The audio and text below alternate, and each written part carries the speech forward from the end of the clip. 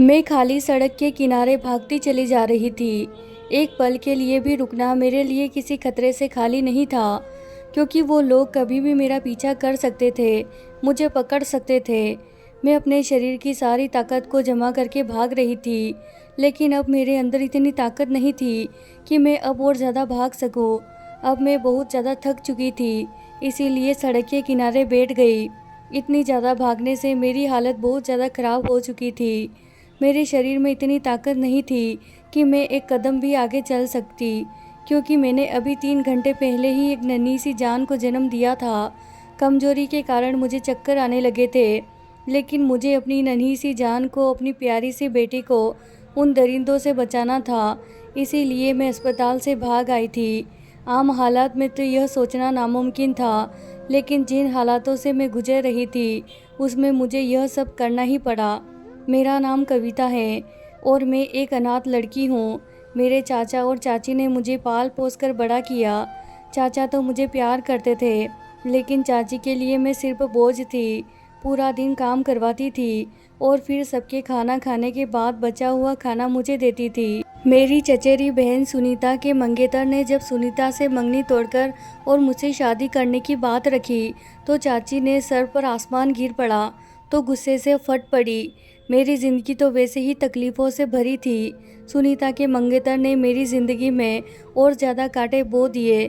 चाची ने मुझे बालों से घसीटते हुए एक कमरे में बंद कर दिया था और पूरा दिन खाने को कुछ भी नहीं दिया था।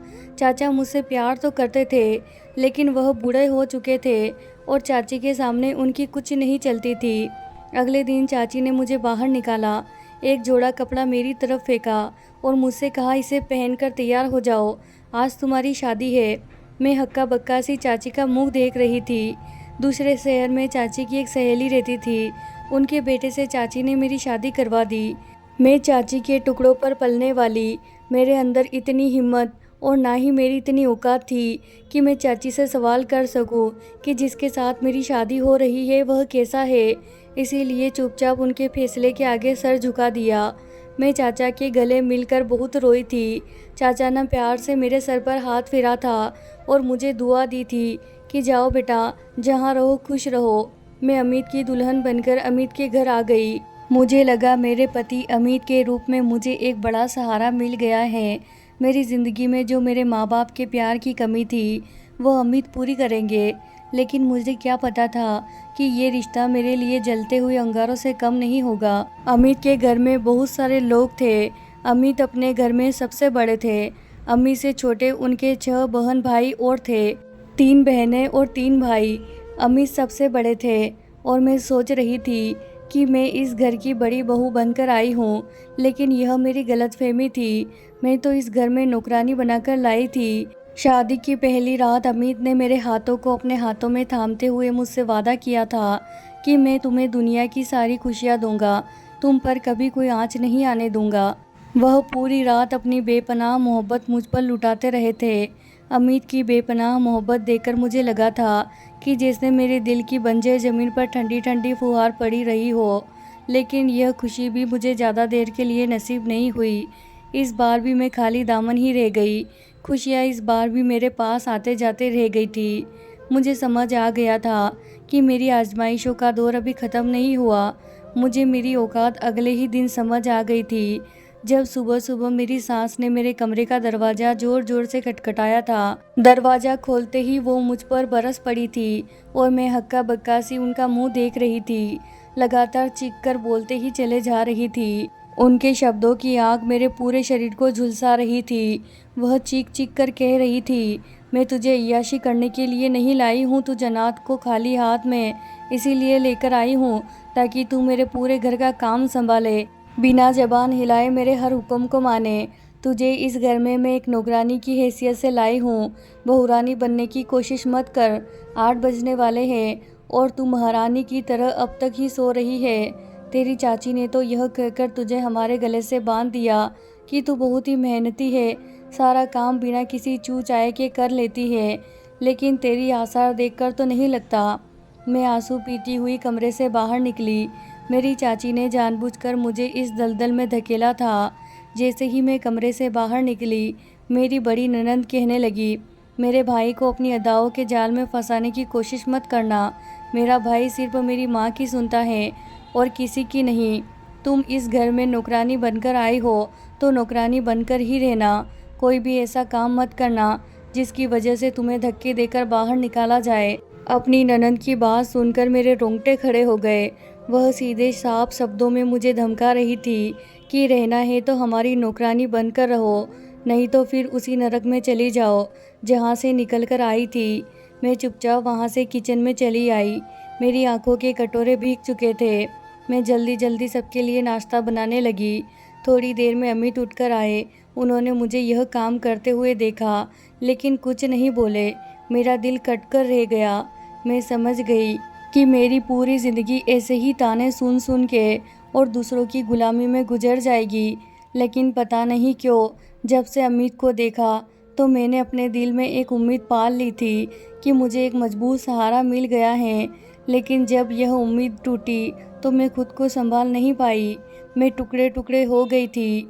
मेरी बड़ी ननद ने ठीक कहा था कि अमित अपनी माँ की हर बात पर आंख बंद करके विश्वास करता है। अमित अपनी माँ की हर सच्ची झूठी बात पर आंखें बंद करके विश्वास कर लेता था। मेरी सास मेरी ना की हुई गलतियाँ भी अमित को गिनाती और अमित मुझे सबके सामने ही बेइज्जत कर देते। शुरू शुरू में मैंने अपनी सफाई देने की कोशिश की लेकिन अमित को मेरी बात सुनना ही नहीं था। वह तो बस अपनी माँ की सुनते थे। फिर मैंने भी बोलना ही छोड़ दिया।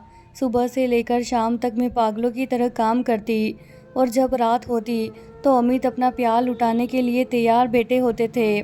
लेकिन उस समय मुझे अमित का प्यार एकदम बिना मतलब का लगता था।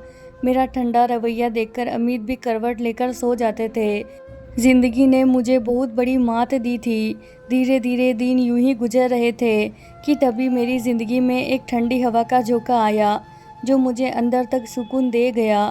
काफ़ी दिनों से मेरी तबीयत खराब थी लेकिन मेरी सास मुझे डॉक्टर के पास लेकर नहीं जा रही थी। और जब एक दिन मैं घर के काम करते करते अचानक बुरी तरह चकराकर गिर गई तो मजबूरी में मेरी सास को मुझे डॉक्टर के पास लेकर जाना ही पड़ा।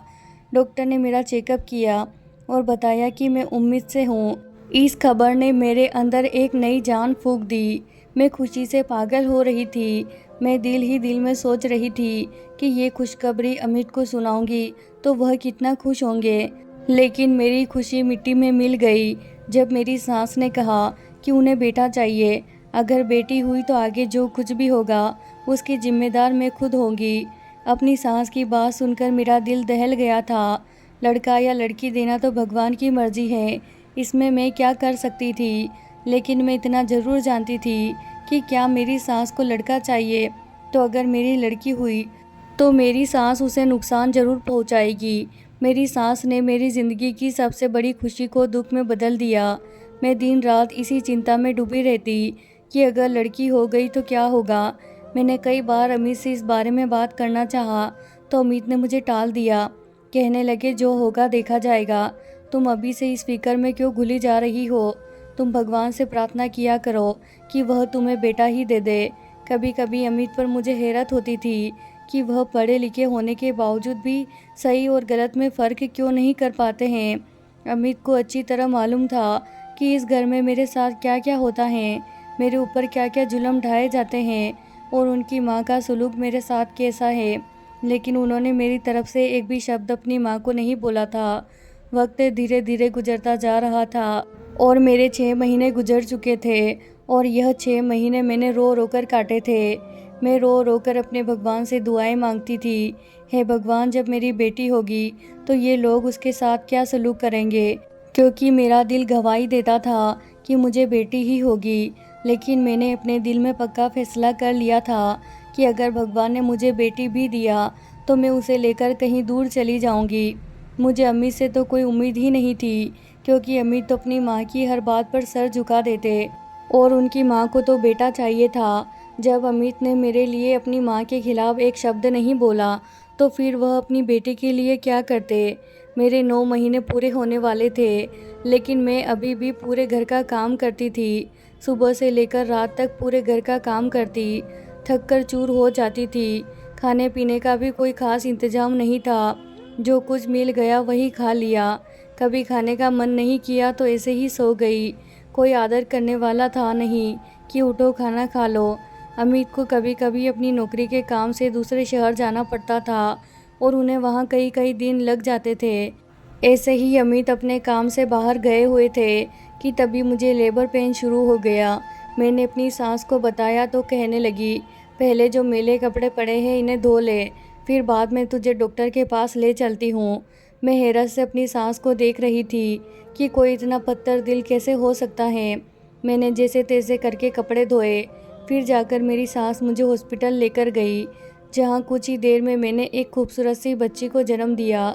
जब नर्स ने मुझे बताया कि तुमने एक बच्ची को जन्म दिया है तो मैं बहुत ज़्यादा डर गई। मैं उस नर्स के हाथ जोड़ने लगी कि प्लीज़ मेरे घर वालों को अभी कुछ मत बताना। नर्स हैरत से मुझे देखने लगी, कहने लगी ऐसा क्यों? मैंने उसे सारी बातें बता दी। मैंने उससे कहा कि मुझे यहाँ से भगा दो, नहीं तो वो लोग मेरी बच्ची को मार देंगे। वो नर्स रहम दिल थी, उसने मुझे एक चादर दी और मेरी बच्ची को एक कंबल में लपेटकर मेरी गोद में देकर कहा, तुम पिछले दरवाजे से निकल जाओ, तुम्हारे पास आधा घंटा है, मैं उन लोगों को संभाल लूँगी। मैंने उस नर्स का शुक्रिया अदा किया और लेबर रूम के पिछले दरवाजे से भाग गई। भागते भागते मैं सड़क पर आ गई थी।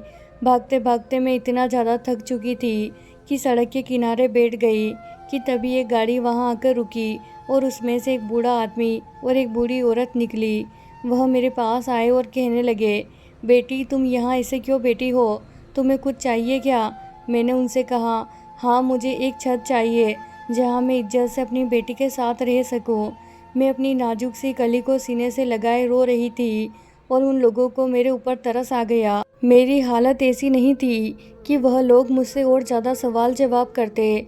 मुझसे कहने लगे, बेटी हमारे साथ हमारे घर चलो, हम अपने घर में अकेले रहते हैं, हम तुम्हें और तुम्हारी बच्ची को अपने साथ रखने के लिए तैयार हैं, जहाँ तुम इज्जत से अपनी ज़िंदगी जी सकती हो। मेरे लिए वो लोग बिल्कुल अनजान थे, लेकिन मैं सड़क पर यूं ही कब तक बैठी रहती। मैं चुपचाप बिना कुछ सोचे समझे गाड़ी में जाकर बैठ गई। वो लोग मुझे अपने घर ले गए। घर क्या था, एक आलीशान महल था। दोनों लोग अपने घर में अकेले रहते थे, नौकरों की कमी नहीं थी। उन्होंने मुझे और मेरी बेटी को एक अलग से कमरा रहने के लिए दे दिया और मुझसे कहा कि बेटा तुम हमें माँ और बाबूजी कह सकती हो, क्योंकि हम औलाद को तरसते रहते हैं। हमारा एक ही बेटा है जो विदेश में रहता है, जो कभी कभी ही हमसे मिलने आता है। माँ बाबूजी ने ही मेरी बेटी का नाम सोनी रखा था, क्योंकि मेरी बेटी बहुत सुंदर थी, एकदम गोल मटोल से, गोरी चिट्टी। मैं बहुत ही सुकून से माँ बाबूजी के साथ रह रही थी। वो लोग मेरी बेटी को बहुत प्यार करते थे, पूरा पूरा दिन अपनी गोद में खिलाते। मैंने उन्हें बता रखा था कि मेरे पति की मौत हो चुकी है और मेरे ससुराल वाले अच्छे लोग नहीं हैं, उन्हें बेटा चाहिए था, इसीलिए वह मेरी बेटी को नुकसान पहुंचा सकते थे और इसीलिए मैं अपनी बेटी को लेकर भाग आई। माँ बाबूजी ने कहा था कि तुम आराम से यहाँ रहो, तुम्हें और तुम्हारी बेटी को कोई नुकसान नहीं पहुंचाएगा। मैं हैरान होती थी कि मैं कितनी बदनसीब थी कि मुझे सच्ची मोहब्बत कभी भी नसीब नहीं हुई और मेरी बेटी कितनी खुशनसीब है जिसे गैरों से सच्ची मोहब्बत मिली थी। मैं भी माँ बाबूजी की एक बेटी बनकर ख्याल रखती थी, उनकी हर छोटी छोटी ज़रूरतों का ख्याल रखती, उनकी सेवा करके मुझे खुशी मिलती थी और वह मुझे दुआएं देते नहीं थकते थे। कहते थे कि पिछले जन्म में ज़रूर कोई अच्छे काम किया होगा जो तुम हमें मिली। समय पर लगाकर उड़ रहा था। अब मेरी बेटी 1 साल की होने वाली थी कि तभी माँ बाबूजी बीमार पड़ गए और बिस्तर से लग गए। मैं दिन रात उनकी सेवा में लगी रहती थी। एक बार बाबूजी मेरा हाथ पकड़कर कहने लगे, बेटा कविता, मैंने तुम्हें अपनी सगी बेटी की तरह रखा है। मैंने तुमसे सगी बेटी से भी ज़्यादा मोहब्बत की है और सोनी को तो मैंने अपनी गोद में खिलाया है। मैं नहीं चाहता कि हमारे मरने के बाद तुम बेसहारा हो जाओ। हमारी बीमारी का सुनकर हमारा बेटा विदेश से आ रहा है, तो मैं चाहता हूँ कि मैं तुम्हारी शादी अपने बेटे से करा दूँ, फिर तुम और सोनी हमेशा इस घर में रहोगे, तुम्हें कोई तकलीफ़ नहीं होगी। बाबूजी के मुंह से यह बात सुनकर मैं हक्का बक्का रह गई। मैं तो शादीशुदा थी, मैं भला उनके बेटे से शादी कैसे कर सकती थी? मैं अब भी अमित की पत्नी थी। मैंने मना करने के इरादे से बाबूजी की तरफ देखा, लेकिन उनकी उम्मीद भरी नज़रें मुझ पर टिकी हुई थी। मैं मना करते करते रह गई। मैं एक बीमार इंसान का दिल नहीं तोड़ सकती थी। मैंने सोचा जब उनका बेटा आ जाएगा तो उससे बात करूंगी कि मैं शादीशुदा हूँ और मेरा पति जिंदा है, और मुझे यकीन है कि वह मेरी बात को ज़रूर समझेगा और अपने माँ बाप को भी समझा लेगा। मेरी हाँ ने जैसे उनके अंदर एक नई जान फूंक दी थी।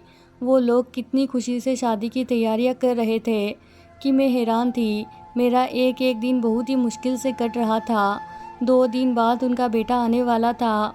आज घर में बहुत चहल पहल थी, बहुत ही रौनक थी। माँ बाबूजी ने पूरे घर को चमका रखा था क्योंकि आज ही उनका बेटा आने वाला था। मैं माँ बाबूजी के साथ बैठी थी। सोनी हमारे बीच में ही खेल रही थी कि तभी बाहर गाड़ी का हॉर्न बजा।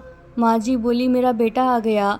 तभी उनका बेटा अंदर दाखिल हुआ, जिसे देखते ही मेरे रोंगटे खड़े हो गए।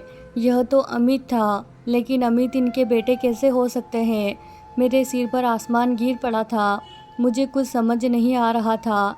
फिर अचानक मैं बिजली की तेज़ी से सोनी की तरफ बढ़ी और उसे अपनी गोद में उठा लिया और पीछे हटते हुए बोली, मेरे करीब आने की कोशिश मत करना, नहीं तो मैं तुम्हारी जान ले लूँगी। अगर मेरी बेटी को नुकसान पहुँचाया तो मैं तुम्हें भी नहीं छोड़ूंगी। अमित मेरी तरफ तेज़ी से बढ़े थे और कहने लगे, कविता तुम कहाँ चली गई थी? मैंने तुम्हें कितना ढूंढा, लेकिन तुम मुझे नहीं मिली। अमित जितना मेरे पास आ रहे थे, मैं उनसे उतना ही दूर जा रही थी। अमित के अंदाज में बेचैनी थी, बेताबी थी और अपनी बेटी से मिलने की तड़प भी थी, लेकिन मुझे कुछ भी दिखाई नहीं दे रहा था। मैं तो डर के मारे थर थर काँप रही थी। मैं सोच भी नहीं सकती थी कि अमित से मेरा कभी सामना भी होगा। मेरे दिमाग में यही बात थी कि अमित मेरी बेटी को मुझसे छीन लेंगे। अमित मुझसे बार बार पूछ रहे थे, कविता तुम कहाँ चली गई थी? प्लीज़ डरो मत, मैं तुम्हें और हमारी बेटी को कोई नुकसान नहीं पहुँचाऊँगा। हम दोनों ही इस वक्त भूल गए थे कि हमारे अलावा कमरे में माँ बाबूजी भी हैं। माँ बाबूजी हैरत से कभी मुझे देखते तो कभी अमित को। उनकी तो कुछ समझ में नहीं आ रहा था। अमित बोले, कविता जब तुम मुझे छोड़कर चली गई तो तुम्हें पता है मैंने तुम्हें कितना याद किया, तुम्हारी याद में कितना तड़पा हूँ। बेटे की खबर सुनकर मैं खुश हुआ था, लेकिन अगली खबर ने मेरे सर पर आसमान गिरा दिया कि तुम बेटी को लेकर फरार हो गई हो। माँ ने मुझे बताया था कि तुम अपने किसी पुराने आशिक के साथ भाग गई हो, लेकिन मेरा दिल कहता था कि तुम किसी के साथ नहीं भागी, बल्कि मेरी माँ से परेशान होकर अपनी बेटी को लेकर भाग गई हो। अम्मी सोनी को गोद में लेने के लिए मचल रहे थे, लेकिन मैं अब भी डर रही थी और सोनी को सीने से चिपकाए खड़ी थी। मैं अमित पर कैसे भरोसा कर लेती, जिन्होंने 1 साल तक मेरे हक के लिए कुछ भी आवाज़ नहीं उठाई थी। फिर कैसे भरोसा कर लेती कि आज उनकी मोहब्बत अपनी बेटी के लिए जाग चुकी है। वह तो अपनी माँ की हाँ में हाँ मिलाने वाले बेटे थे, और उनकी माँ को तो बेटा चाहिए था ना। बाबूजी हैरत से यह सब कुछ देख रहे थे और हमसे बार बार पूछ रहे थे कि बेटा यह सब क्या है, क्योंकि उनकी नज़र में तो मैं विधवा थी और मैं भी यह जानना चाहती थी कि अमित उनके बेटे कैसे हो गए। अब बाबूजी ने सोनी को मेरी गोद से ले लिया था और अपनी गोद में बिठा लिया था। फिर धीरे धीरे सारी गांठें खुलती गई। अमित माँ बाबूजी के ही बेटे थे। बचपन में ही उनके चाचा ने उन्हें गोद ले लिया था, क्योंकि उनके चाचा की कोई औलाद नहीं थी। लेकिन भगवान की मर्जी, अमित को गोद लेते ही उनके घर बच्चों की लाइन लग गई। उनके घर 6 बच्चों ने जन्म लिया, 3 लड़के और 3 लड़कियां। अमित का एक बड़ा भाई था, इसका नाम प्रकाश था। वह माँ बाबूजी के साथ रहता था, लेकिन एक रोड एक्सीडेंट में प्रकाश की मौत हो गई। माँ बाबूजी अब बिल्कुल अकेले हो गए थे। उन्होंने अपने भाई से कहा कि अब अमित को मुझे दे दो। तुम्हारे घर तो भगवान की कृपा से 6 बच्चे हैं, लेकिन अमित की चाची एक लालची औरत थी। उनकी नज़र बाबूजी के पैसों पर थी। वह अमित के जरिए बाबूजी के पैसे ऐंठती रहती थी, इसीलिए उन्होंने अमित को कभी माँ बाबूजी के पास नहीं आने दिया और उसे अपने काबू में करके रखा। चाची उसे हमेशा इमोशनली ब्लैकमेल करती थी और वह माँ बाबूजी के पास आते और खूब सारे पैसे लेकर जाते थे। अमित चाची से बहुत प्यार करता था, क्योंकि उसने बचपन से ही चाची को ही अपनी माँ के रूप में देखा था, इसीलिए उनकी सारी बातें खुशी खुशी मान लेता था। एक बार चाची बाबूजी के पास आई और कहने लगी, अमित की पढ़ाई के लिए एक मोटी रकम की ज़रूरत है। बेटे की पढ़ाई का सुनकर बाबूजी ने भी एक मोटी रकम चाची को दे दी थी, लेकिन चाची ने उस रकम को अपने खर्चे में ले लिया और अमित को वैसे ही छोटे मोटे स्कूल में पढ़ाई कराती रही। माँ बाबूजी यही समझते रहे थे कि उनका बेटा विदेश में सेटल है, वही पढ़ाई की है, वही नौकरी करता है, लेकिन उनका बेटा तो यही कोई छोटी मोटी सी नौकरी करता था। अमित ने भी अपने माँ बाप को यह बात नहीं बताई थी कि उन्हें दुख होगा। वो कभी कभी साल 2 साल में अपने माँ बाप से मिलने आता था और वह यही दिखावा करता था कि वह विदेश से आया है।